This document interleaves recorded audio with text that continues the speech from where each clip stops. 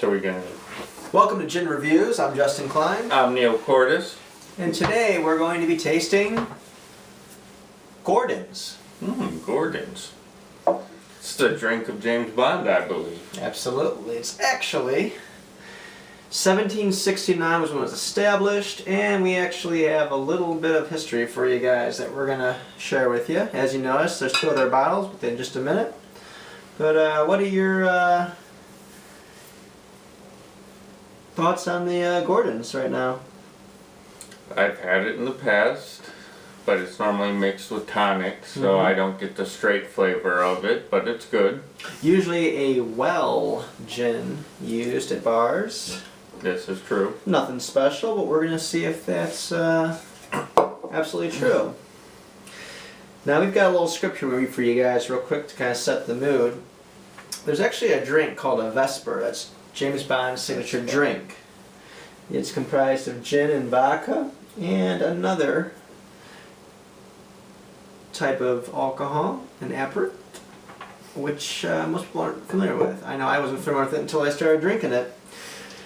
And it goes to something like this. The drink was invented and named by fictional secret agent James Bond in 1953 novel Casino Royale. A dry martini, Bond said. One, in a deep champagne goblet. Oui, monsieur.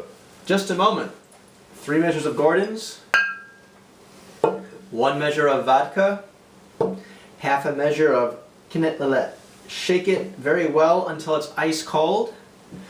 Then add a large thin slice of lemon peel. Got it? Certainly, monsieur. The barman seemed pleasant with the idea. Gosh, that's certainly a drink, said Latier. Bond laughed. When I'm concentrating, he explained, but I never have more than 1 drink before dinner. But I do like the one to be large, and very strong, and very cold, and very well made. I hate small portions of anything, particularly when they taste bad. This drink's my own invention. I'm going to patent it when I can think of a good name. The novel goes on with Bond telling the barman after taking a long sip, excellent, but if you can get a vodka made with grain instead of potatoes, you will find it still better. And that adds, in an aside, an extremely vulgar saying mean, let's not split hairs. So we'll cut it at that. And one side note I want to tell you guys is if you've ever looked for a vodka, I know there's tons of vodka out there, but the Sobieski vodka, which is actually the #1 selling vodka in Poland, is made with Danowski rye, not potatoes, which some people think is. So I would highly recommend checking out that vodka, because in my blind taste tests, it almost always ends up being #1. Number one. So we're going to try a little bit of Gordon's. I'll go ahead and pour this into Neil's glass. And then you can go and pour a little bit in my glass, and we'll go from there. Perfect. Alright. So as always, let's examine the bottle. It's got Gordon's on the outside as well as a plastic top. Yep, it's a glass of gin. And juniper berries on the side. There we go. Is that a, what, they got some sort of, a boar. Ah, is that what, a wild boar? A wild Indeed. boar, yeah. Not that there's too many domesticated boars, but I get a huge, floral. well, I get huge juniper, almost like it's juniper to the max. Yeah. A traditional gin at that. A little overwhelming. It's a complete contrast to what we had earlier with the Tanqueray 10, isn't it? Definitely.